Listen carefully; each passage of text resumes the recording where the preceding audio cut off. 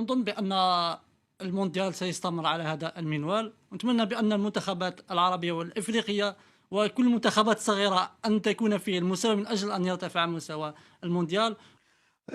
نعم، أتمنى للمغرب أن يكون يأخذ 3 نقاط. وردا على الأخ حمزة، ليست هناك منتخبات صغيرة، المنتخبات الصغيرة لم تحضر دي سعيد بأن يكون معي من الدوحة بعد قليل طبعا موفد فرانس 24 وديع فيعاني. دائما سعيد بأن تكون معي من تونس نعيمة ساسي، زميلة إعلامية رياضية. أنا لن أحتاج لأقدم أي اعتذار، أتأكد أكيد لأن النقاش سيكون رياضيا بامتياز. وسعيد بأن يكون معي من الرباط أحمد بعقيل، وهو ناقد ومحلل سياسي.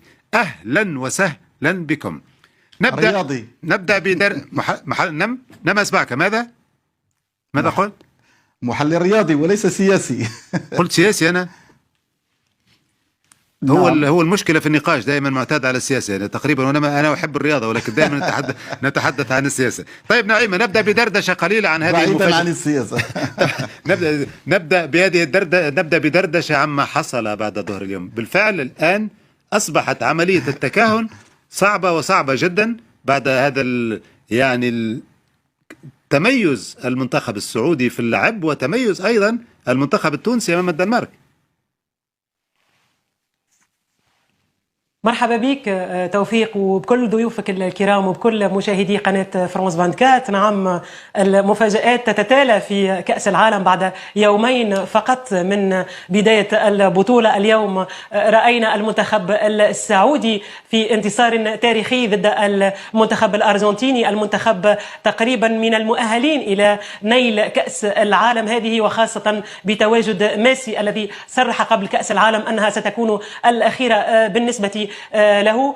اللاعبون السعوديون اليوم كانوا بمثابة الجنود، رأينا مقاتلين ولم نرى لاعبين فقط إلى آخر اللحظات. يعني زيادة 13 دقيقة أو 14 دقيقة لم تترك المنتخب السعودي يترك أي فرصة للمنتخب الأرجنتيني، وهو انتصار تاريخي. نحن تعودنا بالمنتخب السعودي أنه يؤدي دائما أداء جيد في كأس العالم.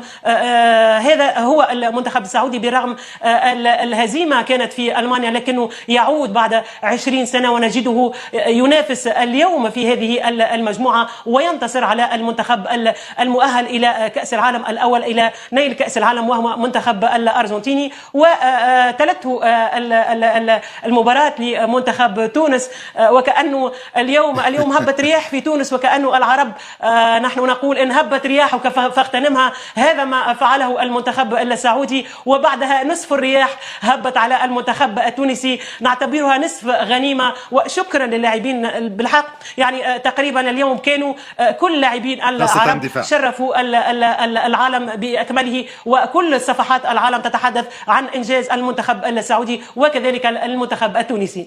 أيضا يلعب دور في الدورات الكبيرة والحضور البدني والذهني. السعودية فاجأتنا ليس حتى بالحضور البدني فقط، لأني أعلم كمدرب أنه العمل الكبير لمدة شهر يعطيك نسق عالي، ويعطيك أمور متعلقة بالجانب الفيزيولوجي الرياضي تخليه على أعلى مستوى. ولكن الجانب الذهني والنفسي للسعوديين عادة، السعودية في كأس العالم لا تقدم جيدا.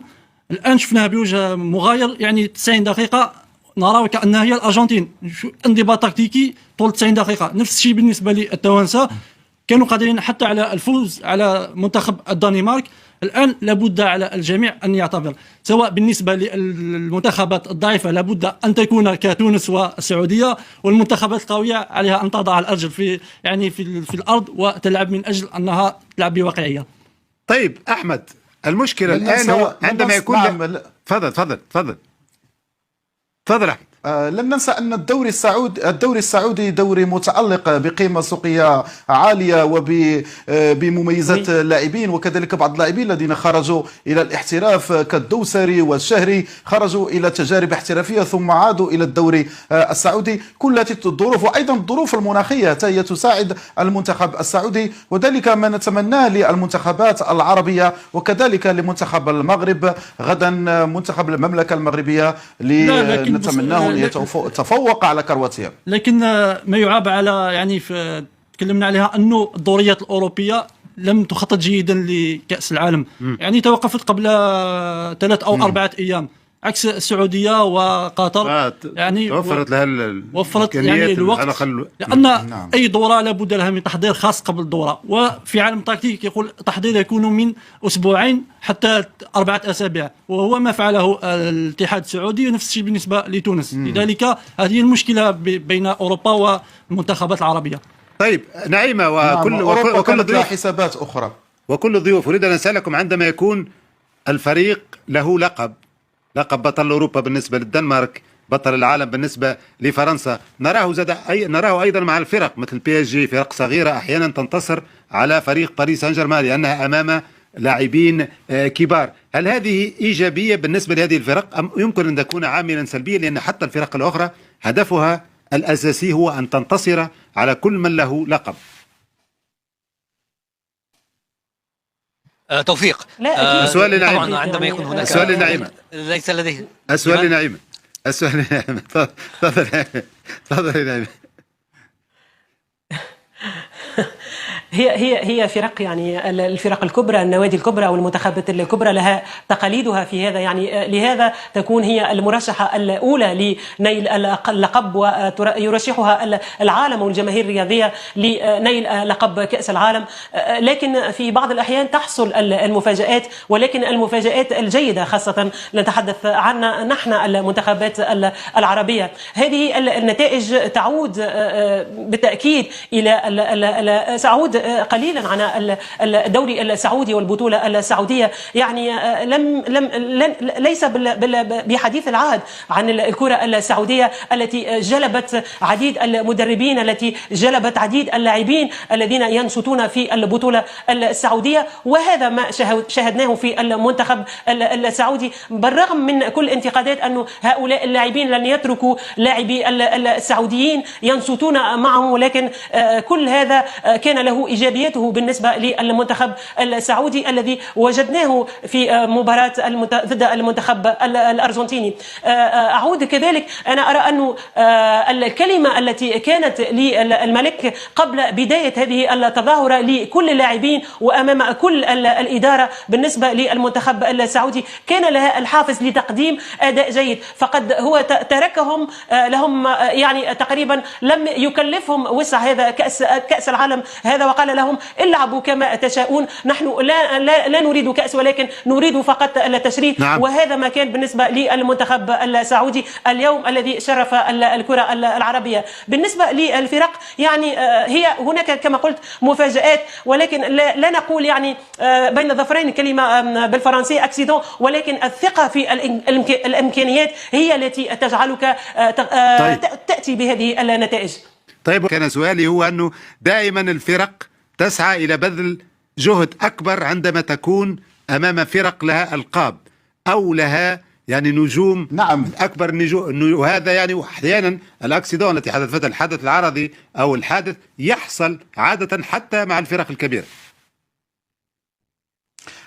حامل اللقب هو يعني ضغط، يعني كابوس، كما حدث لإيطاليا في 2006 عندما لم تحافظ على اللقب في 2010، إسبانيا كذلك ما بين 2010 و 2014.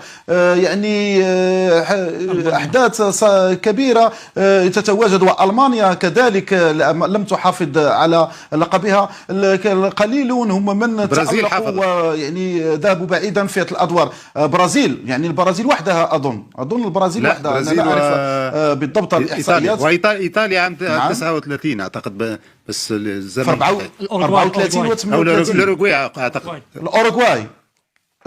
الأوروغواي. نعم. إذا المنتخب الفرنسي أمامه رهان كبير للمحافظة على اللقب، إكراهات كبيرة، تجديد يعني متغير. هذا حدث استثنائي. كأس العالم في هذه النسخة نسخة استثنائية تعدنا بالمفاجآت. زميلي توفيق. مفاجآت فعلا. اكيد ربما ستكون نفس يعني سيناريو مع استراليا. هي رأت تونس لعبت جيدا امام الدنمارك، رأت السعوديه فازت على الارجنتين، مارادونا وميسي، نظن هذا يؤثر على المعنويات اكيد يضاف اليها خبره استراليا في كؤوس العالم، يعني هي دائما مشاركه، كونها تشارك يعني في اوقيانوسيا تتاهل، ثم اصبحت الان في اسيا تتاهل بسهوله الى كاس العالم، تقريبا من اكثر المشاركين على مستوى قاره اوقيانوسيا او اسيا. نظن بان خبرتها في كؤوس العالم يضاف اليها حافز انك تواجه بطل العالم من اجل الفوز عليه. الطاقم الفني سيعمل على هذا الجانب كثيرا، يعني كل لاعب سيكون معه محضر ذهني ونفسي من اجل انه يستخرج منه الحموله الجسديه او البدنيه ويشحنه بالحموله الذهنيه والنفسيه من اجل انه يطيح ببطل العالم. يضاف اليها ان فرنسا الان ينقصها بنزيما، ينقصها بوجبا، كانتي، يعني لاعبين كانوا من ساهموا في فوز فرنسا بكأس العالم، وفرنسا شابة، لذلك نظن بأن أستراليا لن تكون بالخصم السهل لفرنسا، ولكن أنا دائما مع فرنسا، لأن قلت فرنسا لديها مفاتيح اللعب، لديها نجوم قادرة على صنع الفارق، ونظن أن هذا الأمر أعطى نكهة خاصة لكأس العالم، أننا نشوف منتخبات صغيرة تنافس، تصبح هي الكبيرة والأخرى تصبح صغيرة. طيب نعيمة، أريدك الآن قراءة في ذهنية الفرق الباقية، قراءة أو الفرق التي لعبت، يعني أريدك قراءة في ذهنية القطريين مثلا بعدما شاهدوه اليوم من أداء من قبل المنتخبين السعودي والتونسي، أو في ذهنية المنتخب المغربي الذي سيلعب هو الآخر، أو في ذهنية المنتخب الإيراني الذي خسر، أو في ذهنية المنتخب السنغالي أيضا. يعني الآن هذا ما حصل اليوم يمكن أن يكون حافزا لبقية الفرق لتقول لما لا نحن؟